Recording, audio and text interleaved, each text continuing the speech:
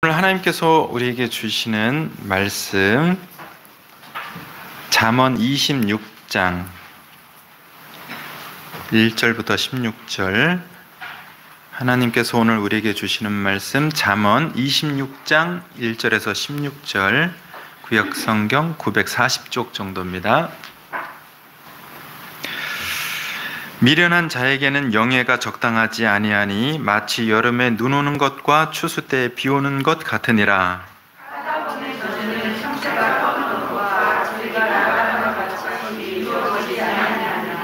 말에게는 채찍이요 나귀에게는 재갈이요 미련한 자의 등에는 막대기니라.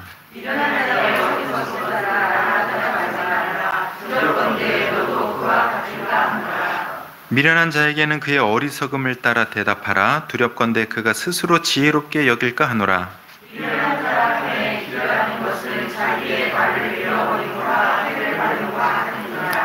저는 자의 다리는 힘없이 달렸나니 미련한 자의 입의 잠언도 그러하니라.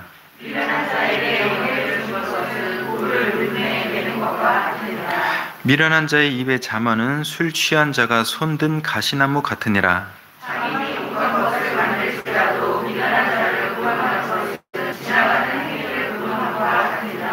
개가 그 토한 것을 도로 먹는 것 같이 미련한 자는 그 미련한 것을 거듭 행하느니라.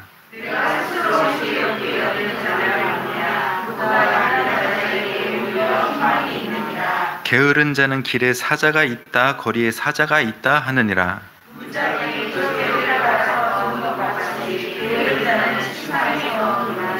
게으른 자는 그 손을 그릇에 넣고도 입으로 올리기를 괴로워하느니라.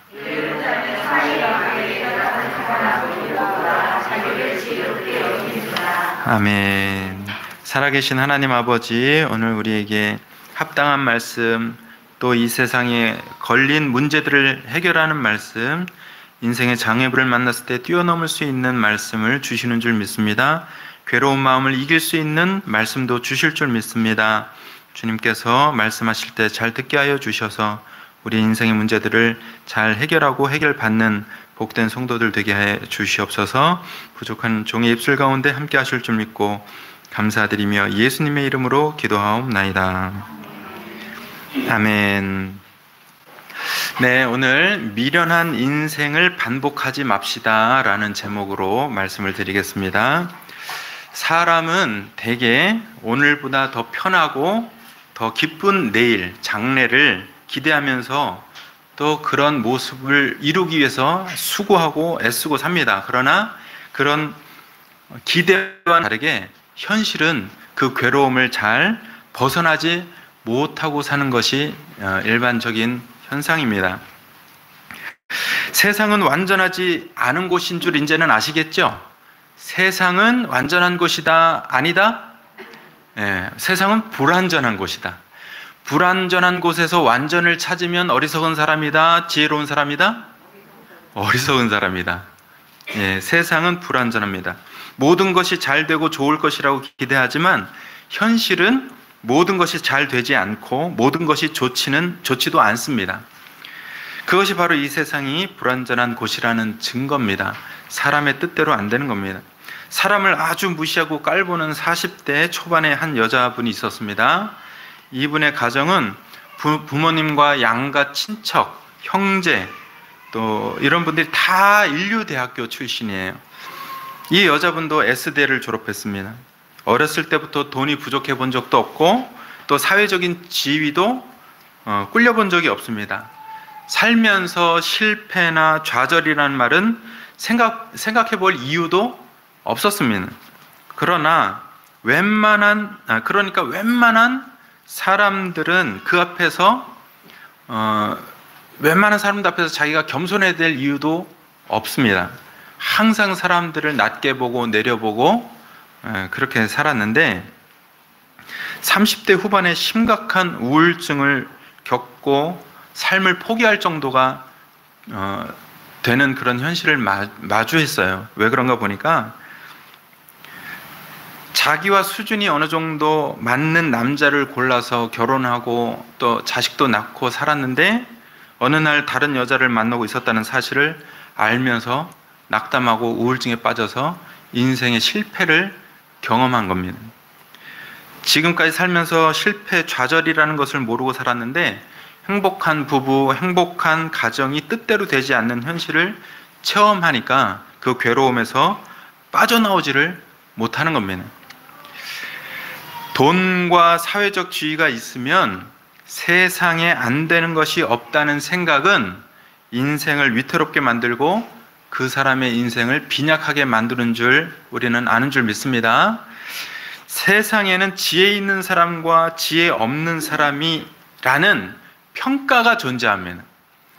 우산을 팔기 위해서 맑은 하늘에 비가 내리기를 기다리면서 아무 일도 하지 않는 사람은 지혜롭다고 할 수 없습니다.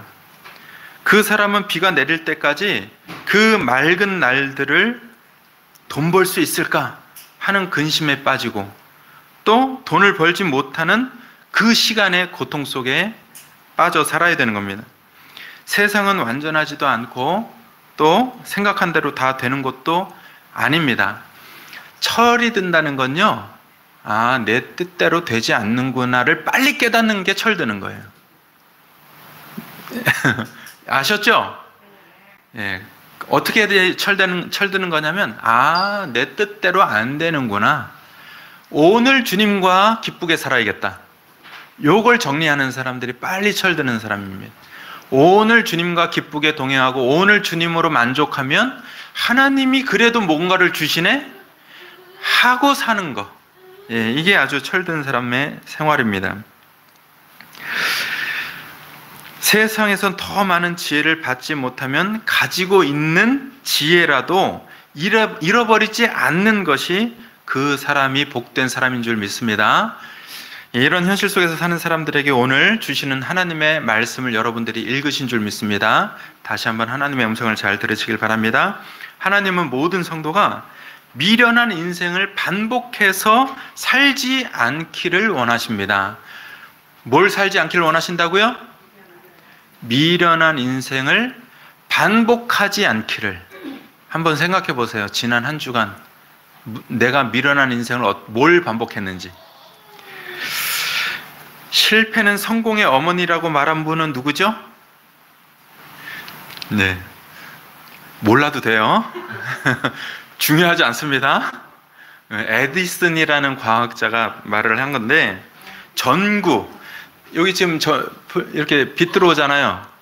이 처음으로 이 전구를 만들어서 어두운 방 안에 빛을 비추게 한 과학자가 에디슨입니다. 참 대단한 분이죠. 예, 그분 없었으면 우리 어떻게 살았어요? 근데 그분이 말할 때 자기는 이 전구를 발명하면서 불이 켜지지 않을 때마다 나는 실패한 것이 아니고 전구가 켜지지 않는 이유 10,000가지를 안 것이다, 이렇게 말을 했어요. 이 말이 중요한데 왜 중요하냐면, 전구가 켜지지 않은 이유 10,000가지 발견했다는 사실은 같은 실수를 반복하지 않았다는 말입니다. 이유를 10,000가지 발견했다면 실패를 한 거예요? 아니죠? 예, 그거는 실패가 아닙니다. 오늘 계속해서 반복하는 미련한 인생을 살지 말라 그랬는데 하나님께서 과연 그러셨는지 11절 말씀을 다시 한번 읽어보겠습니다. 시작.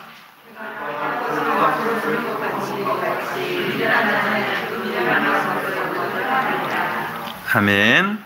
그렇죠. 개가 토한 것을 다시 먹는 것처럼 미련한 자는 그 미련한 짓을 또 한다는 거예요. 예. 미련한 인생을 반복해서 계속 산다는 겁니다. 그래서 사람이 똑똑한 것 같은데요, 사람이 똑똑해 봤자요, 지난주에 한 일을 또 하고 있어요. 이러면 안 되는데 하는 인생을 또 살고 있습니다. 사람은 똑똑하지 않습니다. 지혜로운 사람이 볼 때 개가 토해놓은 음식물을 다시 먹는 것은 참 더럽고 미련한 짓입니다. 그런데 자기가 토한 음식을 사람은 다시 먹지 않지만 사람이 하는 행동 중에는 안 좋은 인생의 결과를 만든 행동을 다시 되풀이하면서 사는 경향들이 아주 많이 있다는 겁니다. 사람은 자기 인생을 힘들게 하고 괴롭게 하는 행동을 반복하지 말아야 합니다.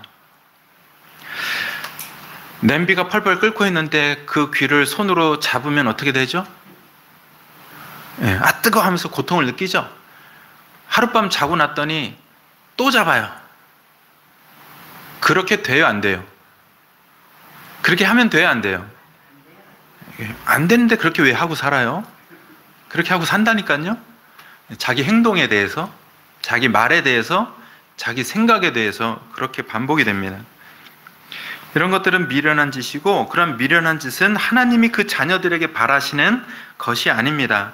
미련한 사람의 인생에는 여름에 눈이 오는 것 같은 부작용이 생기고, 또 추수할 때 비가 내리는 벌 받는 일 같은 일들이 생기는 겁니다. 미련한 사람에게 생기는 인생의 부작용과 벌 받는 것 같은 인생이 되지 않기 위해서는 다음과 같은 미련한 인생을 반복하지 않으셔야 됩니다. 먼저 어떤 거냐면 까닭 없는 저주를 내뱉으며 사는 삶을 반복하지 말아야 합니다. 오늘 본문에 있는 내용입니다. 참새가 땅에 내려앉는 것도, 제비가 어떤 곳을 향해서 날아가는 것도 목적 없이 하는 행동이 없습니다. 반드시 목적이 있어요. 하물며 이런 짐승도 자기 행동에 합당한 이유가 있는데, 영물인 사람이 아무런 이유나 근거 없이 다른 사람을 비방하면서 살아서는 안 된다는 겁니다. 우리는 생각을 해봐야 돼요. 내가 비방하는 말, 저주하는 말이 많은지, 내 생각 속에 그런 것들이 많은지를 생각해 봐야 돼요. 문명화되지 않은 사회일수록 근거가 없어도 누군가를 저주하면 그 저주대로 그 사람이 안 좋게 된다고 믿었습니다. 내가 시기심이 발동하든가 질투가 발동하든가 아니면 내가 누군가 바라볼 때 엄청나게 분노가 쌓이든가 답답하든가 해서 누군가를 향해서 그냥 내 욕심대로 내 정욕이 채워지지 않아서 저주하고 비난하는 말들을 하나님께서는 하지 말라는 겁니다. 우리나라 조선시대 드라마 많이 보셨죠? 어떤 사람을 손바닥만한 인형으로 만들어서 바늘을 콕콕콕콕 찌르면 그 사람이 아야아야 하면서 아파서 죽죠? 정말이에요? 아니에요? 그렇게 돼요? 안 돼요? 네, 옛날 사람일수록 그렇게 믿었다는 거예요. 그런 거를. 여러분들이 인형 만들어서 너는 박준영이 하고 콕콕콕 찌르면 제가 집에서 죽겠어요? 그렇게 안 된다고요. 예. 근데 옛날 사람들을 무식할수록 그런 걸 믿는다고요. 하나님은 아무 근거 없이 다른 사람을 저주하면 오히려 그 저주, 비난이 그 사람에게 돌아가게 하시는 분이라고 말씀하고 있습니다. 여러분의 생활 중에 이유 없이 근거 없이 누군가를 미워하고 생각으로나 입으로 욕하는 생활을 반복하면서 사는 사람이 있습니까 혹시? 사랑하고 품어야 할 사람을 단지 자기 성격이나 화를 이기지 못해서 저주하고 비난하고 살고 있다면 그 비난과 저주는 반드시 자기 자식인에게로 돌아가서 병에 걸리든 사업이 망하든 어떤 사고를 당하든 그 사람에게 형벌로 돌아갈 줄 믿습니다. 네, 그렇게 살지 마시길 바랍니다. 다음으로 미련한 사람에게 기별하며 사는 삶을 반복하지 마셔야 돼요. 이것도 본문에 있는 내용이에요. 고대 사회에서는 거리가 떨어져 있는 사람에게 중요한 소식을 전할 때 상인이나 여행자 중에서 사람을 고용해서 자기 할 말을 편지로 전달을 해줬습니다. 그런데 자신이 고용한 사람이 미련한 사람이면 그 전하는 내용을 잘못 전달하거나 잃어버리거나 호도하거나 이런 일들이 벌어질 수 있었다는 겁니다. 이 말씀은 그래서 뭐냐면 일상생활을 할 때 아무 사람에게나 자기 생각과 계획을 말하면서 살지 말라는 거예요. 이해되시죠?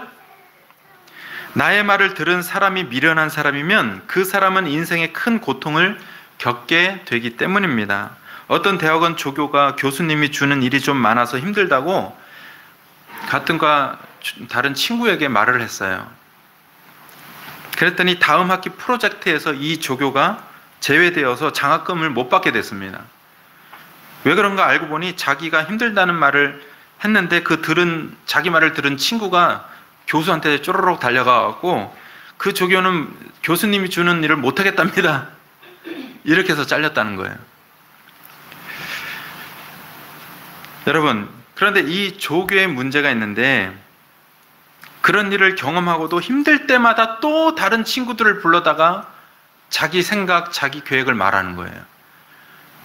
말 전한 사람도 미련하지만 말을 한 이 사람도 미련한 거예요. 여러분, 힘들 때 아무 사람이나 붙잡고 얘기하지 마시기 바랍니다. 아니에요? 어디든지 수다를 떨어야 돼요? 일단 말을 해놓고 봐야 돼요? 예, 믿을 만한 사람, 신뢰할 수 있는 사람에게 말을 하는 거지 아무 사람한테 말을 하는 게 아니에요. 아무 사람한테 말할 때는 무슨 말만 하는 거예요? 밥 좀 사줘. 밥 먹었냐? 이런 얘기만 하는 거예요. 이런 얘기만. 예, 여러분, 목장 식구들한테, 중요한 사람들한테, 신뢰하는 사람들한테만 자기 얘기를 하는 겁니다. 그럼 목장 식구들은 그 말을 듣고 쪼르르 달려가서 다른 사람한테 말하는 사람이에요? 아니죠. 목장에서 사람이 어렵게 한 얘기는 비밀을 지키셔야 돼요. 그래야 세상 사람들을 구원하는 목장이 될 수 있습니다. 목장 식구가 어려운 거 자기 힘들어 죽겠는데 와갖고 얘기했는데 그걸 듣고 나서 누구한테 쪼르르 달려갖고 이 사람 이랬대. 그러면 그 사람 다시는 교회 안 옵니다. 그 영혼을 죽이는 거예요. 목장은 어떤 목장이 돼야 돼요? 누군가의 심각한 얘기를 들으면 그걸 얘기를 듣고 다 품어줄 수 있는 곳이 되어야 되는 줄 믿습니다. 마치 하나님 품처럼 하나님이 우리 얘기를, 우리 비밀을 들으시면 하나님은 절대 누구한테 누설하지 않으세요. 예, 그러면 영혼이 구원되는 겁니다. 하소연을 해도 내 말을 듣는 사람이 미련한 사람인지를 분별하는 마음이 더 앞서야 인생의 고통을 겪게 되지 않습니다. 여러분 중에 입이 간지러워서 사람을 분별하지도 않고 보이는 족족 자기 속마음을 털어놓는 분이 있습니까 혹시? 예, 고통을 즐기고 싶으면 그렇게 하시길 바랍니다. 예, 그러나 그게 아니면 먼저 신중하라고 이 말씀을 하시는 줄 믿습니다. 그리고 미련한 사람을 고용하여 함께 일하는 생활을 반복하지 말라고 하십니다. 장인이라는 사람은 자기 일에 숙련된 사람입니다. 자기 혼자서 일할 때에는 납기가 늦은 적도 없고 품질이 변한 적도 없기 때문에 일감이 계속 들어오고 삶은 부해지고 회사는 안정적이 되는 겁니다. 그런데 이런 장인이라도 미련한 사람을 고용하면 거래처와 고객에게 안 좋은 평가를 받고 일감이 줄어듭니다.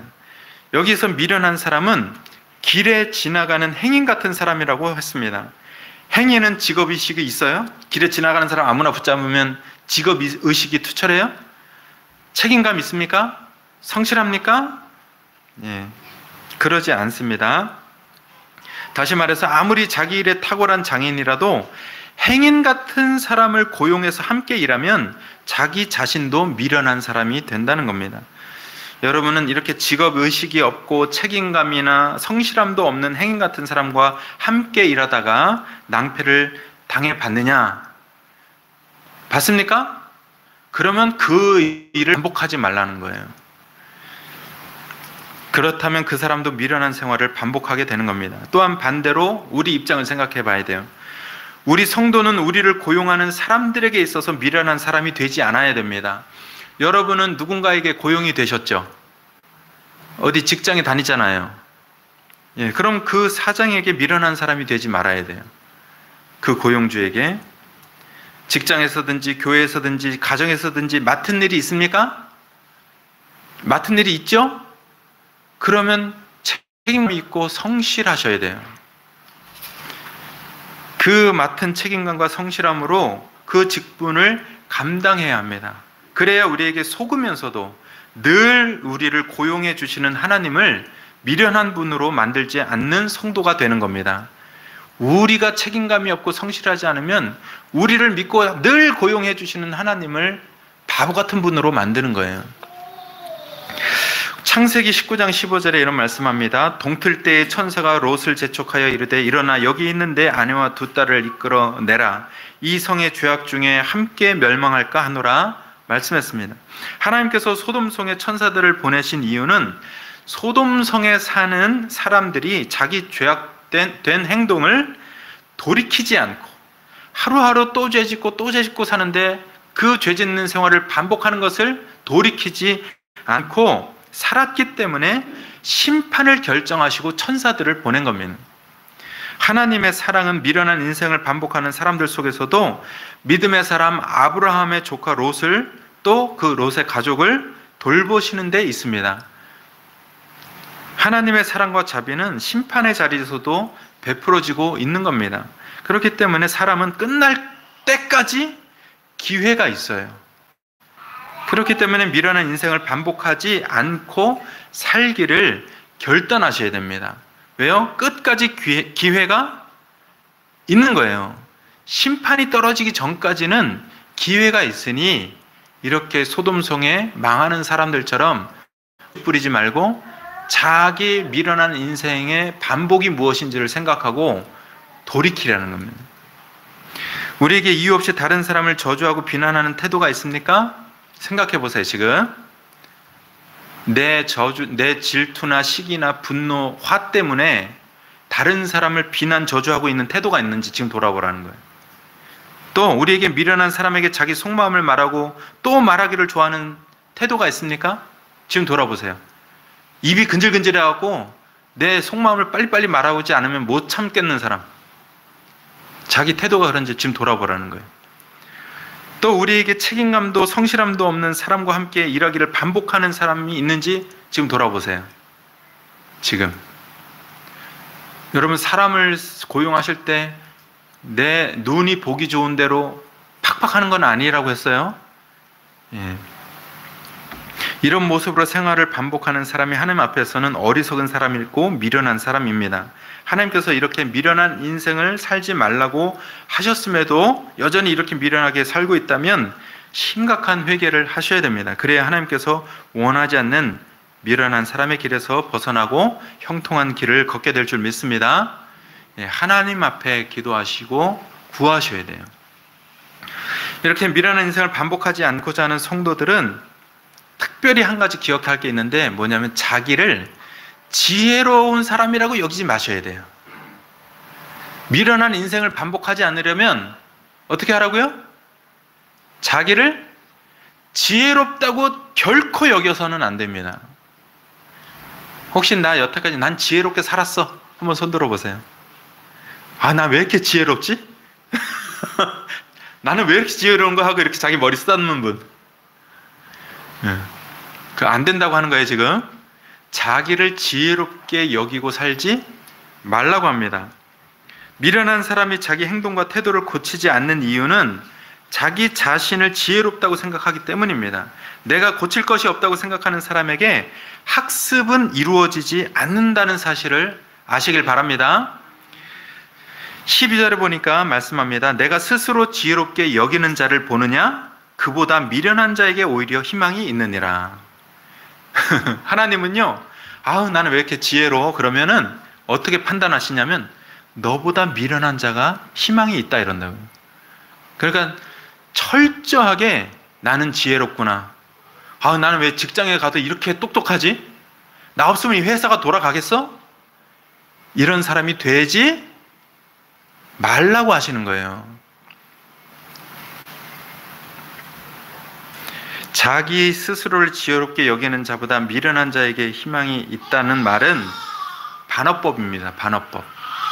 미련한 자에게 더 희망이 있다는 거예요, 진짜? 그게 아니라는 거죠. 예. 정말 그럴 수 있다는 말이 아니라 자기를 스스롭게 여기는 사람에게는 그 인생을 개선할 길이 없다라는 거예요. 아우, 나는 다 똑똑해. 나는 다 옳아. 내가 맞아. 내가 맞는데 너가 무슨 상관이야? 막 이러면은 그 사람은 고칠 길이 있다 없다? 없다. 그래서 미련한 인생을 계속 반복한다. 그러면 그 인생은 어떻게 된다? 행복이 없어진다. 이해되시죠? 자기 스스로 지혜롭게 여기는 사람은 미련한 인생에서 벗어나는 삶에, 그래서 게으르다고 오늘 또 성경이 계속 얘기합니다. 이 사람들은 자기 몸을 일으켜 거리로 나가는 것에도 게을러서 길에 사자가 있어요 하고 핑계대고 못 나가는 거예요. 사자가 있는데 어떻게 나가요? 이렇게 게으르다는 거죠. 또 이 사람들은 문짝이 돌저기를 따라 도는 것 같이 침대에서 일어나지를 못하고 침대에서 빙빙빙빙 돈대요. 그리고 그릇에 음식이 있어도 입으로 넣기를, 자기 손으로 들어서 입에 음식 넣기를 귀찮은 사람들이라고 합니다. 자기를 스스로 지롭게 여기는 사람은 여러 가지 삶의 좋은 점들을 이치에 맞게 말하는 사람들보다 자기를 더 낫다고 여기는 사람입니다. 가족 중에 딱 들어가면 내가 낫다고 하는 사람은 자기를 안 고치죠. 저 같은 사람이 좀 그래요. 제가 항상 옳다고 그래요. 그래서 제가 고치기 힘든 사람이에요. 근데 조금 고쳐지나? 제가 좀 고쳐지나요? 아, 고쳐진대요.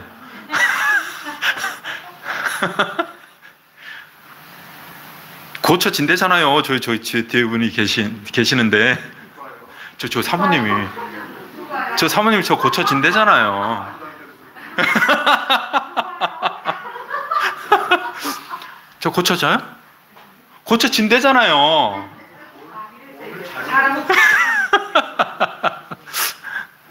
여러분, 제가 말하자면 성격 유형 중에 9가지 유형이 있는데 제일 안 고쳐지는 유형이 저예요. 저 1번. 왜냐? 저는 항상 저를 옳다고 하거든요. 그럼 제가 조금 고쳐지는 것 같아요. 그러면 저는 이거는 천지개벽할 일이에요. 천지개벽. 아셨어요? 여러분, 이렇게 자기가 옳다고 해서 안 고치면 그 사람은 개선의 길이 없는 거예요. 그 제일 고치기 힘든 저 같은 유형도 지금 조금 나아진다고 하니까 여러분들은 더 나아질 수가 있어요, 없어요? 네, 있어요. 꼭 대답 안 해도 될 사람이 대답을 해. 고쳐야 될 사람은 대답을 안 해. 웃는 사람은 뭐예요? 나는 옳다는 거예요? 네? 나는 아니라는 거예요? 여러분, 인생은 더 나은 곳으로 이렇게 고치지 않으면 올라가지 못하고 세상과 함께 깊은 어둠으로 떨어지게 됩니다. 솔로몬의 입을 통해 주신 하나님의 잠언은 미련한 인생, 깊은 어둠으로 떨어지는 인생에서 벗어나라고 외치신 하나님의 음성입니다. 자기를 지혜롭다고 여기지 않을 때 하나님의 음성을 들을 수 있는 사람이 되는 줄 믿습니다. 자기를 지혜롭게 여기지 말고 오히려 하나님의 음성을 듣는 삶을 지혜로 여기면서 살아가셔야 됩니다. 그래야 내가 무엇을 고쳐야 하는지를 알고 생각하여 살 수 있습니다. 목사의 말을 들어도, 부모의 말을 들어도, 남편의 말을 들어도, 아내의 말을 들어도, 선생님의 말을 들어도 나는 아니에요, 나는 고칠 것이 없어요 생각하는 사람이 되지 않아야 될 줄 믿습니다. 네. 고칠 것이 정말로 없다고 해도 주변에서 목사님이나 남편이나 부인이나 가족이나 선생님이나 또 선배나 누군가 너 왜 그래 그러면 알겠습니다, 고칠 게 있으면 찾아보겠습니다 이러는 사람이 낫다는 거예요. 고칠 게 사실 없어도. 예? 그 사람이 성숙한 사람이고 그 사람이 인격자고 그 사람이 세상을 구원할 수 있는 사람이에요. 밖에 나가서 당신은 고칠 게 있어 그러면 난 없어요 이러는 사람들은 대부분 고칠 게 있는 사람들이에요. 밖에 나가서 당신은 고칠 게 있어 그럼 맞습니다 그러면서 그 사람 고칠 게 없어요 사실은. 아시죠? 예. 그 사람이 바로 자신을 지혜롭게 여기는 사람이 아닌 거예요. 자기를 지혜롭게 여기는 사람은 자기 인생을 고칠 마음이 없는 사람입니다. 자신을 지혜롭게 여기는 사람은 자기를 지혜롭다고 여기는 시간만큼 자기 인생의 감옥에 갇혀 살게 됩니다. 괴로운 인생의 감옥에서 벗어나려고 서점에서 책도 사서 읽어보고 절에도 가고 교회도 가서 눈도 감아보지만 여전히 자기 지혜를 의지함으로 괴로움 속에서 또 괴로운 몸과 마음 속에서 노가 붙은 채로 벗어나지 못하고 인생의 시간은 흘러가는 줄 압니다. 시편 51절 5절에 시편 51편 5절에 내가 죄악 중에 출생하였으며 어머니가 죄 중에서 나를 잉태하였나이다 라고 기록되어 있습니다. 인간은 어머니 모태에서 생길 때부터 죄를 가진 존재로 시작되었어요. 그러니 왜 나는 죄인이지 할 필요가 없는 겁니다. 원래 엄마 뱃속에 생길 때부터 죄악 중에 잉태됐다고 성경에 써 있어요. 그러니 우리는 무엇을 해도 죄를 가진 사람들이라고요. 세상에 태어날 때에도 죄와 함께 성장하는 사람으로 태어난 겁니다. 이 죄는 도덕적이거나 윤리적으로 선하냐 악하느냐를 말하는 성선설 성악설이 아니에요. 제가 말하는 거는 성선설 성악설이 아닙니다. 뭐에 대해서 말하는 거예요? 인간의 본질에 대해서 말하는 거예요. 뱃속에 잉태한 아기가 무슨 도덕이 있어요? 그 존재 자체가 악하다는 거예요. 죄를 가졌다는 거예요. 이 죄는 사람의 존재 본질을 말합니다. 사람은 무슨 잘못을 해서 죄인이 아니라 그 존재가 죄인이기 때문에 살면서 계속 무슨 잘못을 하게 되는 겁니다. 사람이 태어나서 크면서 왜 욕을 해요? 욕을 해서 죄인이에요? 죄인이기 때문에 욕을 해요? 크면서 사람을 왜 때려요? 때렸기 때문에 죄인이에요? 죄인이니까 때리는 거예요. 죄인이니까 자꾸 폭력이 나오는 거예요. 왜 사람들을 저주해요? 저주했기 때문에 죄인이에요? 아니면 죄인이기 때문에 저주를 하는 거예요? 죄인이니까 저주를 하는 거예요. 자꾸 비난하는 거예요. 누굴 욕하는 거예요. 자기를 안 보고 다른 사람을 보는 거예요. 그게 죄인이기 때문에 그런 겁니다. 이 죄의 근본은 교만이고 이 교만은 자기 스스로를 지혜롭다고 여기게 합니다. 그리고 그 교만은 미련한 인생을 반복해서 멸망과 불행에서 벗어나지 못하게 하는 인생을 만들게 되는 줄 아시길 바랍니다.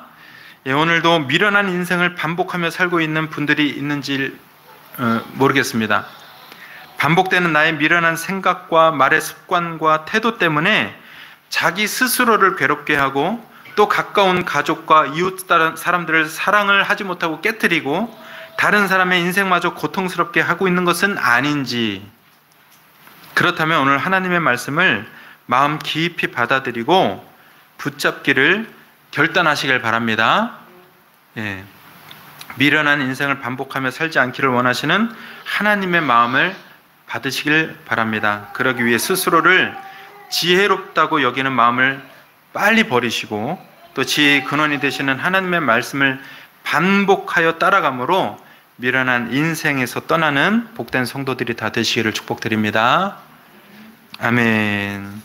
우리 가슴에 한번 손을 얹고 기도하겠습니다. 두 손을 가슴에 얹고 자기 심장을 부여잡고, 하나님, 제가 이 세상을 살 때 저의 편하고 기쁜 장래를 계속해서 생각하고 계획하고 이루려고 애쓰고 그런 일에 관심을 쏟고 살았습니다. 그렇지만 하나님의 관심이 거기에 있는 것이 아니라는 사실을 깨닫고 있사오니 이런 삶의 자리에서 저를 벗어나게 도와주십시오. 회개합니다. 받아주십시오 하고 회개하시고, 회개한 그 자리에 오늘 주신 약속대로 미련한 인생을 반복하지 않도록 도와주십시오. 어저께 했던 미련한 생각, 어저께 가졌던 미련한 태도, 어저께 품었던 미련한 말, 어저께 했던 미련한 행동, 죄, 이것들을 반복하지 않을 수 있도록 오늘 주님께서 우리에게 허락하여 주신 대로 살아갈 수 있도록 도와달라고, 하나님 미련한 삶을 반복하지 않고 주님 말씀을 잘 따라 살아갈 수 있도록 도와달라고, 그래서 복된 인생이 되게 해달라고 다 같이 자기 입술로 진정한 마음, 진실을 들여서 주님 앞에 기도하겠습니다. 살아계신 하나님 아버지, 항상 저도 목회자가 되어서도 편안하고 기쁜 장래, 안전한 장래, 안전한 미래만을 위해서 항상 관심을 쏟고 살았던 것을 용서해 주시옵소서.